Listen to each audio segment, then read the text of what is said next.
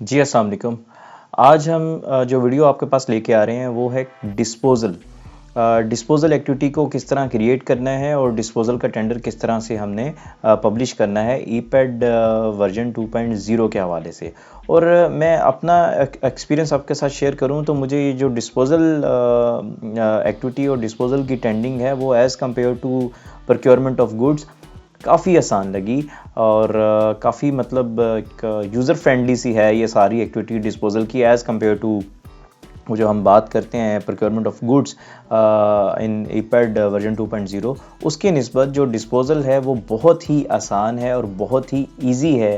अगर आप डिस्पोज़ल की एक्टिविटी को या डिस्पोज़ल की टेंडिंग को ईपैड वर्जन 2.0 पर परफॉर्म करते हैं। तो मेरे ख्याल से ईपैड वर्जन 1 में डिस्पोज़ल का मॉड्यूल नहीं था और डिस्पोज़ल जो थी वो एक्टिव नहीं थी, लेकिन ईपैड वर्जन 2.0 में डिस्पोज़ल को भी अब फुली एक्टिव कर दिया गया है। तो आज की हम वीडियो में हम सबसे पहले देखेंगे कि डिस्पोज़ल की एक्टिविटी को क्रिएट किस तरह से करना है, कमिटीज़ को अटैच कैसे करना है, किस तरह से आपने अपनी जो डिस्पोज़ल का टेंडर है उसको फिल करते हुए अपने प्रोसेस को कंप्लीट करना है। और उसके बाद आपने उस डिस्पोज़ल एक्टिविटी को आपने अपनी जो डिस्पोज़ल कमेटी है उसके पास अप्रूवल के लिए भेजना है। तो मैं दोबारा रिपीट करूं कि डिस्पोज़ल एक्टिविटी ये और वर्सेस प्रोक्योरमेंट एक्टिविटी ये थोड़ी सी डिफरेंट है ईपैड वर्जन 2.0 में। प्रोक्योरमेंट एक्टिविटी में तो आप जस्ट कमेटी अटैच करके और अपनी जो स्पेसिफिक टर्म्स एंड कंडीशन है या स्पेसिफिकेशन है आइटम्स की वो ऐड करके आप डायरेक्ट टेंडर पब्लिश कर देते हैं। लेकिन डिस्पोज़ल में सबसे पहले आपको क्या करना होता है कि आपने जो भी एक्टिविटी इसके अंदर क्रिएट करनी है आपने डिस्पोज़ल कमेटी से पहले अप्रूवल लेनी है और वो अप्रूवल भी इसी ईपैड वर्जन 2.0 से ही होगी। तो इंशाल्लाह ताला वो प्रोसेस भी दिखाएंगे कि किस तरह से आपने अप्रूवल कमेटी को ये डिस्पोज़ल एक्टिविटी भेजनी है और डिस्पोज़ल जो आपकी कमेटी होगी या जो डिस्पोज़ल अप्रूवल अथॉरिटी होगी वो जब इसको अप्रूव कर देगी तो किस तरह से आपके पास डिस्पोज़ल अप्रूवल का वो जो टेंडर है वो शो हो रहा होगा। और जो तीसरा स्टेप होगा हमारा कि डिस्पोज़ल कमेटी की अप्रूवल के बाद हम डिस्पोज़ल के टेंडर को पब्लिश करेंगे। तो इंशाल्लाह ताला मैं कोशिश करूंगा कि फ़र्दर भी आपको ये प्रोसेस दिखाऊं कि जो हमारी एवेल्यूशन कमेटी है वो किस तरह से डिस्पोज़ल के टेंडर को एवेलुएट करेगी और एवेल्यूशन के बाद वो जो फाइनल रिपोर्ट एक एवेल्यूशन रिपोर्ट जनरेट होगी वो भी मैं कोशिश करूंगा कि इस वीडियो में कवर करूं। और अगर इस वीडियो में कवर ना हो सका तो वो इंशाल्लाह ताला हमारी नेक्स्ट वीडियो में कवर ज़रूर होगा। तो अब विदाउट एनी डिले हम स्टार्ट करते हैं कि डिस्पोज़ल जैसे ये तो आपका मेन होम पेज है ना। अच्छा, अब उसमें ये आपका प्रोक्योरमेंट का पार्ट है, सारा प्रोक्योरमेंट ऑफ गुड्स सर्विसेज और जो भी आपकी एक्टिविटीज़ हैं और ये आपका डिस्पोज़ल का पार्ट है। तो एनुअल डिस्पोज़ल प्लान में मैं अगर जाके माई डिस्पोज़ल को देखता हूँ तो अभी तक मेरी कोई भी डिस्पोज़ल की एक्टिविटी क्रिएट नहीं हुई। तो मैं अब डिस्पोज़ल की एक्टिविटी क्रिएट करूँगा। तो ये मेरे पास मतलब बेसिक सी एक इंफॉर्मेशन का क्राइटेरिया है जो कि मैंने देना है, तो कि इतना कंप्लीटेड नहीं है। डिस्पोज़ल टाइटल सॉरी, तो मैं लिख देता हूँ tender number 258 disposal of iron and steel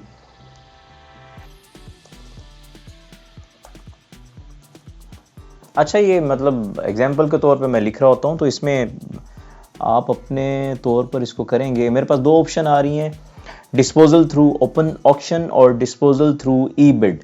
तो अभी मैं जो एक्टिविटी परफॉर्म करने जा रहा हूँ वो डिस्पोज़ल थ्रू ई बिड की परफॉर्म करूँगा।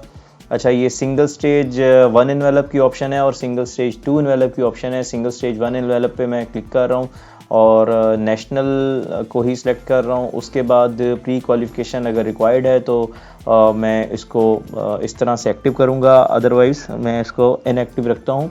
और टेंडर नोटिस ये मैं आज की डेट को ही इसको पब्लिश करना चाह रहा हूँ। और अवार्ड है मेरा तकरीबन कोई मैं एज्यूम करता हूँ कि मेरा ये जो है 15 अप्रैल को अवार्ड हो जाएगा और टेंटेटिव डेट ऑफ कंप्लीशन है मेरी कि ये मेरी 30 अप्रैल को कंप्लीट हो जाएगी एक्टिविटी। अच्छा, अब मैं आगे जाता हूँ। अब मैं अगले स्टेप की तरफ जाता हूँ। तो ये स्टेप मेरा बिल्कुल मतलब एक्टिविटी क्रिएट हो चुकी है, और एक्टिविटी क्रिएट करने से पहले मैंने यहाँ पर क्लिक करके अपने जो प्लान है उसको पब्लिश करना है। तो पब्लिश करूँगा, देन ही ये मेरी एक्टिविटी आगे प्रोसीड कर पाएगी। अच्छा, अब मैं इसको एडिट करता हूँ। एडिट करके मैं दोबारा देख रहा हूँ अपनी चीज़ें, और कोई डेटा वगैरह मुझसे कोई मिसिंग तो नहीं है, या कोई ऐसी चीज़ मतलब कोई रह तो नहीं गई। अच्छा, अब मैं ये सेव एंड नेक्स्ट करूँगा, तो मेरे पास ये अगला जो पोर्टल है वो ओपन हो जाएगा। यहाँ पर मैंने जो कमेटियाँ ऑलरेडी मैंने बनाई हुई हैं, और कमेटियाँ किस तरह से बनानी है, और इनके अंदर यूज़र कैसे ऐड करने हैं और यूज़र क्रिएट कैसे करने हैं, वो मेरी पहली वीडियो है, आप उसको चेक कर सकते हैं जो मेरे चैनल है उस पर। अच्छा, अब एक मैंने जो GRC डिस्पोजल की कमेटी बनाई हुई है उसको सिलेक्ट कर लिया, और एक मेरी जो ये डिस्पोजल कमेटी है वो मैंने उसको ऐड कर लिया। अच्छा, उसके बाद अगला स्टेप है कि मैंने जो अर्नेस्ट मनी है वो किस फॉर्म में लेनी है। ई पेमेंट की फॉर्म में लेनी है, बैंक गारंटी की फॉर्म में लेनी है, पे ऑर्डर की फॉर्म में लेनी है, और या अदर कोई भी ऑप्शन मैं देना चाहूँ तो दे सकता हूँ। ठीक है, और उसके बाद दो आइटम्स हैं, फ़र्ज़ करें मेरी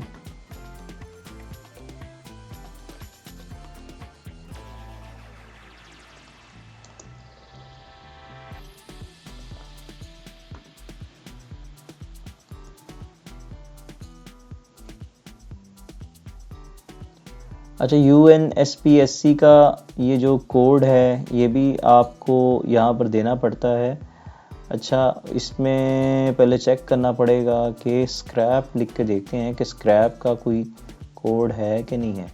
जी बिल्कुल है। अच्छा, बेसिक स्टील स्क्रैप ये कर लिया मैंने, और उसके बाद क्वांटिटी है मेरी एग्जांपल है, फॉर एग्जांपल मैं इसको 100 और यूनिट कह रहा हूँ कि 100 टन। ठीक है, और लोकेशन मेरी ये लोकेशन इसकी पड़ी है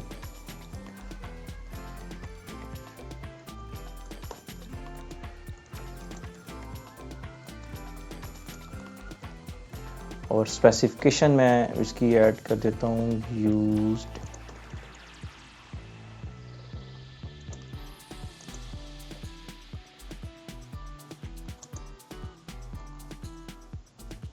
और जो भी कोई नंबर वगैरह मतलब आप इसकी कोई आपकी अगर स्पेसिफिक आइटम्स हैं और उसका आप नंबर एंटर कर सकते हैं, उसकी आप स्पेसिफिकेशन एंटर कर सकते हैं डिस्पोजल के पॉइंट ऑफ व्यू से। ये तो जस्ट मैं एक एग्जांपल के तौर पे आपको समझाने के लिए ये टेम्परेरी सा डेटा ऐड कर रहा हूँ।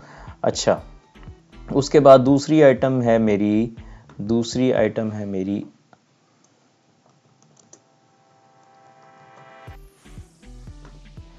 इसमें भी मैं स्क्रैप लिख के सर्च करता हूँ, तो स्क्रैप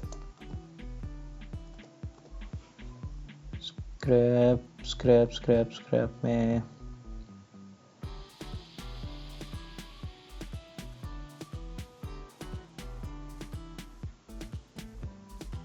ये आयरन स्क्रैप मेरे पास बिल्कुल आ गया। अच्छा, ये भी मैं 100 इसको कर दिया, और इसमें मैंने कर दिया 100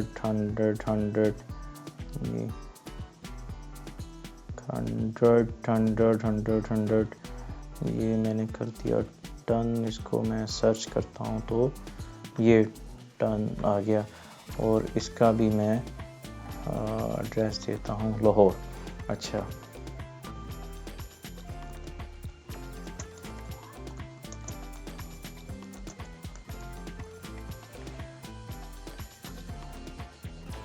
उसके बाद एसेट नंबर एसेट नंबर आपके अपने इदारे का ERP नंबर होता है, या एसेट नंबर होता है, या कोई भी आपने नंबर दिया होता है अपने एसेट्स को, और जो आपने अपने डिपार्टमेंट में लगाया होता है वो यहाँ पर आपने एंटर करना है। फ़र्ज़ करें फॉर एग्जांपल मैं यहाँ पर 258 कर रहा हूँ और इसको 257 कर रहा हूँ। उसके बाद रिज़र्व प्राइस आपने जो यहाँ पर देनी होती है। और ये जो क्या नाम है बिडर्स हैं उनको शो भी हो रही होगी। बिडर्स को या तो रिज़र्व प्राइस के इक्वल या ऊपर ही कोट करना होगा, वो नीचे कोट नहीं कर सकता। तो अपनी जो रिज़र्व प्राइस है उसको आप रियलिस्टिक रखें, ऐसा ना रखें कि आप अपनी जो क्या कहते हैं टॉप मैनेजमेंट को अपनी एफिशिएंसियां दिखाने के लिए अनरियलिस्टिक सी रिज़र्व प्राइस रखें। कोई बिडर आए तो वो देखे फिज़िकली, वो देखे आपका स्क्रैप, और जब वो टेंडर में वो भरे रेट शीट, तो उसके पास मतलब रिज़र्व प्राइस के साथ मैच ही ना करे उसकी बिड। फ़र्ज़ करें आपने 1 लाख रख दिया और वो जब वो फिज़िकली देख के आया वो, तो उसको लग रहा है कि ये 60,000 रुपये का है, तो 60,000 रुपये के की तो ऑप्शन ही नहीं ना होगी उसको उसके पास, क्योंकि सिस्टमेटिकली चेक है कि जितनी आपने रिज़र्व प्राइस रखी है या तो उसके इक्वल या उससे ऊपर उसने कोट करना है। तो ये मैं एग्जांपल के तौर पे 1 लाख दोनों की रिज़र्व प्राइस रख रहा हूँ।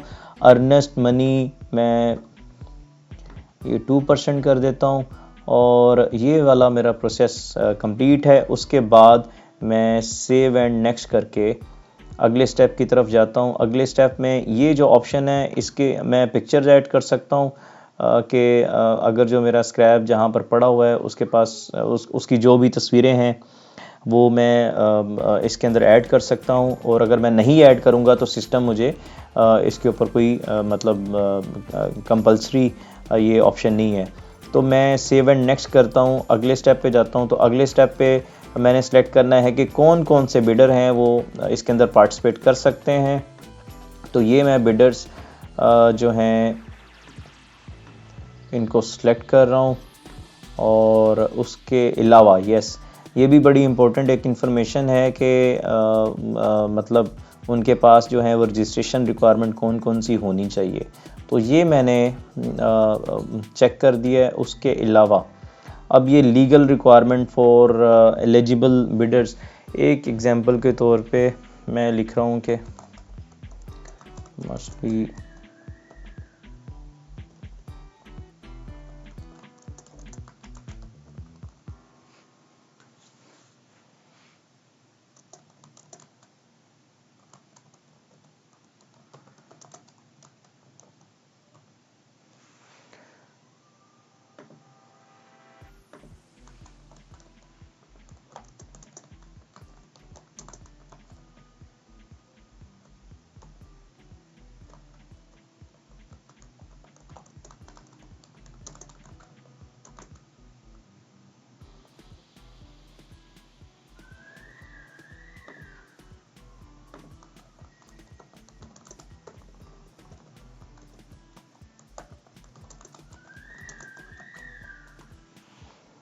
Active sale tax.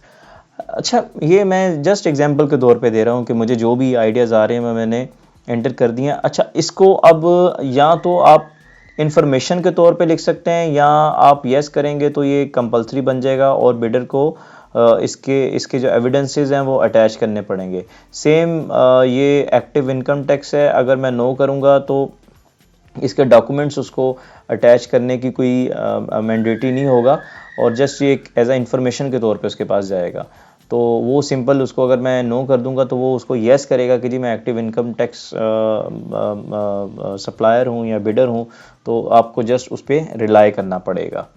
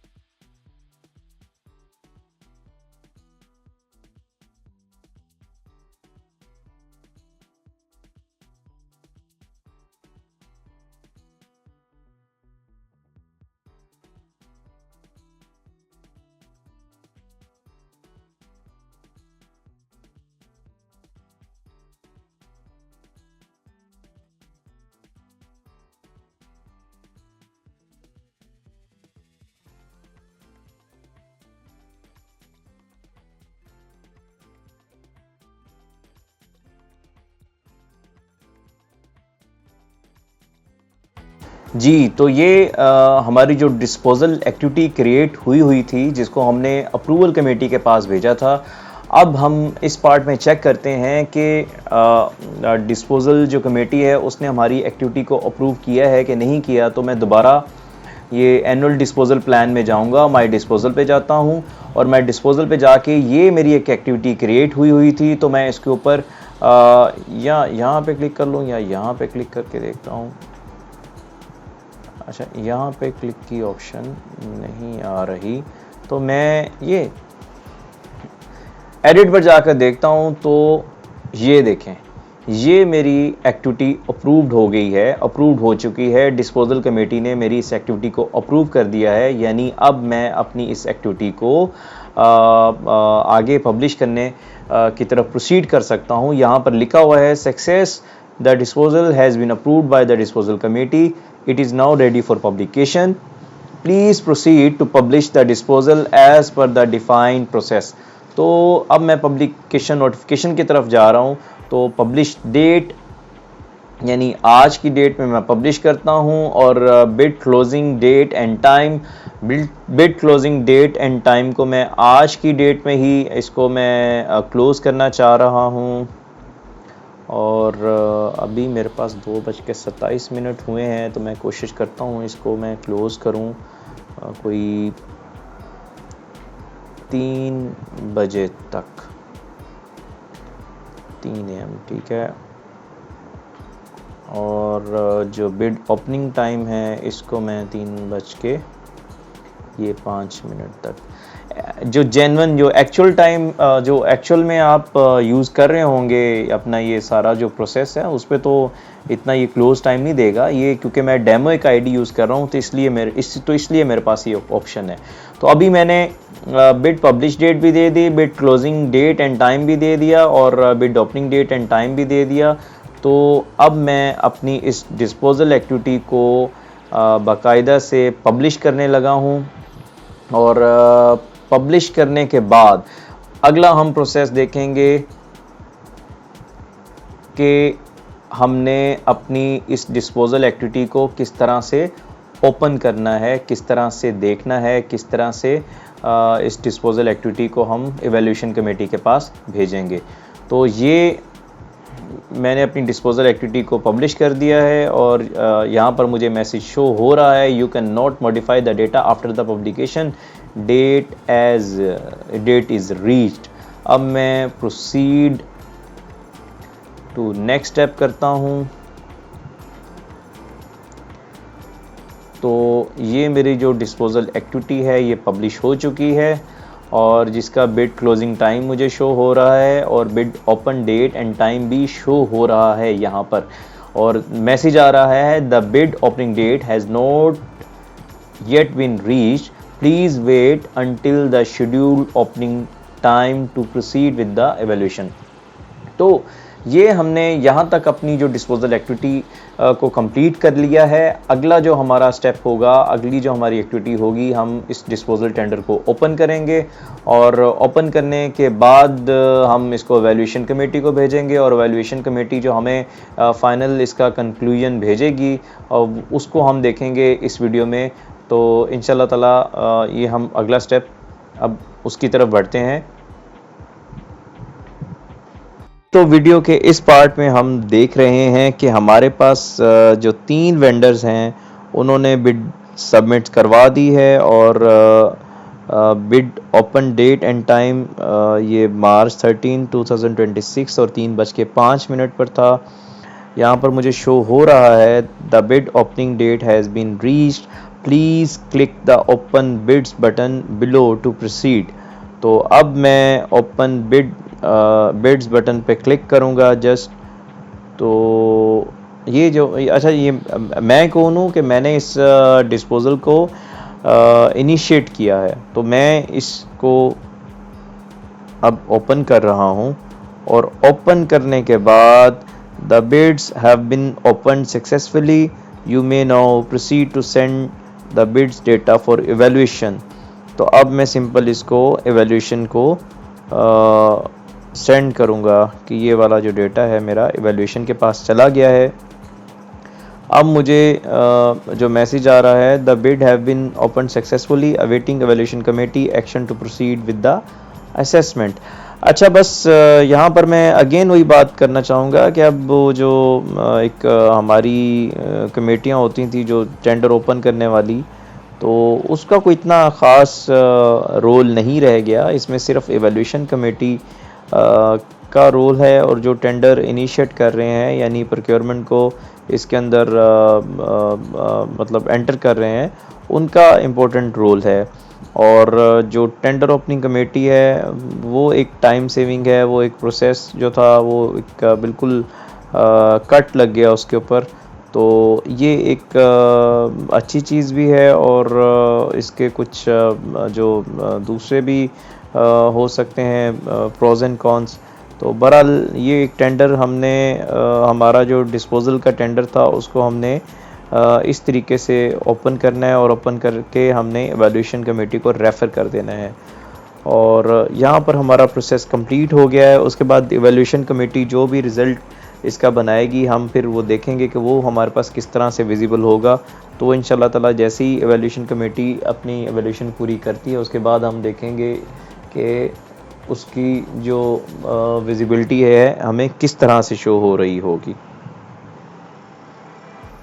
जी, तो वीडियो के इस पार्ट में हमें इंटीमेशन हुई है कि हमारी एवैल्यूएशन कमेटी ने हमारी जो डिस्पोजल की एक्टिविटी थी, डिस्पोजल का टेंडर था, उसकी एवैल्यूएशन को कंप्लीट कर लिया है। तो हम जाके देखते हैं कि हमारी जो एवैल्यूएशन कमेटी ने हमारे डिस्पोजल को कंप्लीट कर लिया है, उसका क्या डिसीजन है। तो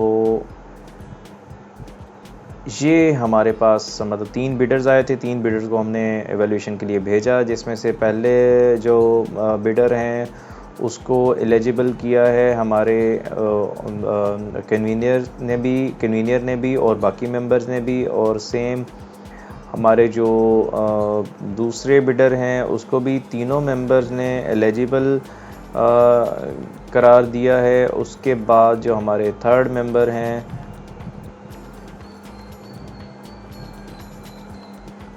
फर्स्ट, सेकंड और थर्ड को, तो थर्ड को भी एलिजिबल करार दिया है। और उसके